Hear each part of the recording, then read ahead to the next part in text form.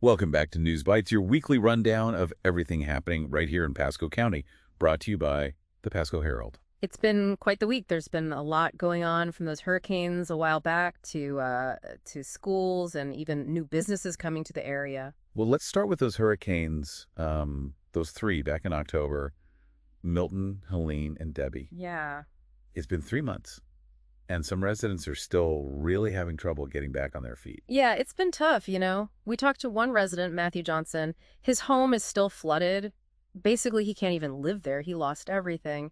And he's just feeling really let down by how slow the recovery has been, both from the county and FEMA. And it's not just individual homes, right? There are also a lot of concerns about whether the county has the right infrastructure to really handle these kinds of extreme weather events in the future. Yeah, that's a big question everyone's asking. Some people think that the flooding, at least some of it, was actually caused by us, by not having good drainage systems in place, that maybe the systems couldn't handle all that rain. So where does this new FEMA money fit in? I know they just approved over $5 million for Pasco. Right, that's on top of what they've already given, so over 26 million in total. All of that is supposed to go towards immediate needs like emergency work and getting rid of all the debris. But even with all that money, there's still so much to do. And it seems like, some folks are just being forgotten. Yeah, it's definitely a really complex situation with no easy answers, that's for sure. We'll keep following it closely and make sure we keep hearing from the people who are most affected. For sure. Now, switching gears a bit, there's a lot of anxiety in our local high schools about the possibility of immigration agents coming to the schools. Oh, yeah. I've seen that going around on social media, too. It's definitely causing concern for students and their families. And rightfully so. Yeah. School districts say it's not true, but, in this political climate, it's easy to see why people are on edge. It just shows how important it is to have clear communication from those in charge, to just be upfront with people. Yeah. On a brighter note, though, we have a new Teacher of the Year here in Pasco County. Yeah. Congratulations to Elizabeth Skygland, who teaches biology at Lando Lakes High School. Her story's pretty interesting. She actually wanted to be a marine biologist originally, but she had an ear injury and had to change her plans. It's amazing how life takes those unexpected turns. But it sounds like she found what she was meant to do. Absolutely. She's been at Lando Lakes since 2004. It's clear she's made a real difference to her students. It's nice to see passionate teachers getting this kind of recognition. Yeah, it is. But unfortunately, it's not all good news coming out of our schools. There was a pretty disturbing incident at the Achieve Center in Newport Richey. Right, with an instructional assistant? Yes, he was arrested for child abuse after he allegedly attacked an 8-year-old student. Yeah, I saw that. Really awful. Witnesses said that the child had a bloody nose and that the assistant tried to cover it all up. It's just a scary reminder that even in places we think our kids are safe, these things can still happen. Absolutely. It's so important that we hold people accountable when these things happen, and that we do everything we can to make sure they don't happen again. Exactly. And speaking of things that can affect our health, flu season is here, and cases are going up all across Florida. Yeah, and we're seeing it here in Pasco County, too. The hospitals over in Pinellas County have seen more people needing to be admitted for the flu.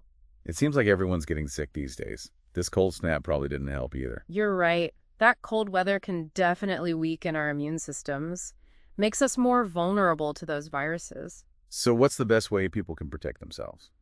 Well, the good news is the flu shot's readily available. It's still the best way to prevent getting sick. And of course, just basic good hygiene. Washing your hands often, covering your cough. You know the drill. Absolutely.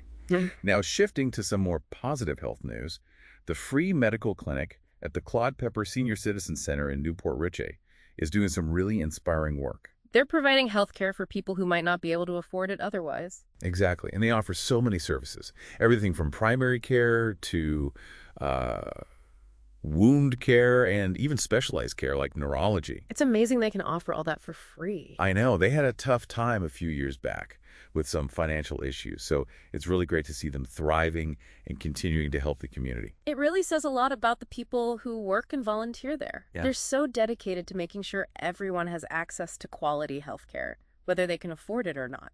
Well said. Now, time for some news that'll get those taste buds tingling. Get ready, Pasco, because Raising Cane's is finally coming to town. That's right. They're opening their first Pasco County location in Letts, and the grand opening is January 28th. So I can already picture the line for those chicken fingers and that cane sauce. It's always exciting to see new businesses opening up, especially ones that, generate a lot of buzz. It's good for the community. Brings in jobs, too. Exactly. And speaking of getting involved in the community, the new Port Richey Public Library had a great event last week, a volunteer fair. That's awesome. A good chance for people to see how they can help out. Yeah, it was a great way for residents to connect with all the different nonprofits in the area and find ways to give back. There are so many organizations that rely on volunteers. Exactly. Yeah. And the fair really helped to shine a light on all the incredible work that these groups are doing. Animal shelters, youth programs, environmental causes, I mean, you name it. Really shows you how even small acts of kindness can make a big difference. And there's something out there for everyone, no matter what their interests are. Absolutely. Now let's talk about the new Port Richey Police Department. Their LIFT program is making some real progress. LIFT. Yeah, it stands for Let's Intervene for Tomorrow. It's a program that's all about helping people who are going through a crisis by connecting them with the right resources. Okay, I see. They just added a Baycare case manager to the team, so that means they can provide even more support now. That's great. It's a really good example of how working together police departments, healthcare providers, the community can really improve public safety. Right, because sometimes, people need more than just the police to show up. They might need mental health help or addiction treatment or help figuring out the healthcare system. Exactly. It's about looking at the whole picture and trying to prevent those crises from happening in the first place. Yeah. Sadly, though, we do have to report on a tragic accident that happened last week. There was a 3-car crash at the intersection of SR 54 and River Run Road in Newport Richey. A 50-year-old man from Holiday was killed. Oh, that's terrible. It happened Wednesday evening. It just reminds us how quickly things can change and how important it is to be careful when you're driving. Absolutely. Our thoughts go out to the victim's family and friends. Yeah, it's a terrible loss. It also reminds us how important it is to keep working, to make our roads safer, and to prevent these kinds of accidents from happening. Lastly, let's touch on some local government news. In Port Richey, there's been a lot of debate about a proposed salary increase for city council members. So the proposal would increase their annual pay quite a bit, from $4,320 to $7,500 for council members and $9,600 for the mayor. Wow, that's a big jump. Some people are saying it's not the best way to spend the city's money, especially with so many people still struggling after the hurricanes. Yeah, it's definitely something people feel strongly about. It raises questions about, what the city's priorities are and how they're spending our money. Transparency is so important in situations like this. Absolutely.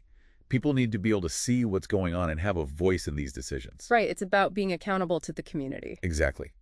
But on the other hand, some people are saying that the current pay is just too low and that it discourages good people from running for office. That's a fair point, too. It's complicated. There are strong arguments on both sides. It'll be interesting to see what the city council decides to do. Yeah, I'll be curious to see how that plays out. Well, we've covered a lot of ground today. A mix of good news, bad news, and everything in between. That's Pasco County for you. Always something happening. But it's important to stay informed about what's going on, right? To know about the challenges we're facing and the successes we're celebrating. I couldn't agree more. That's what keeps a community strong. And that's what we're all about here at News Bites, bringing you the local news in a way that's easy to understand and hopefully even a little bit enjoyable. Making sure everyone knows what's happening in their own backyard. So thanks for tuning in this week. We hope you've enjoyed this look at the local news. If you liked what you heard, be sure to like, comment, and subscribe for more updates. And if you want to dive even deeper, check out the Pasco Herald website. We'll be back next week with more news from Pasco County. See you then. See you next week.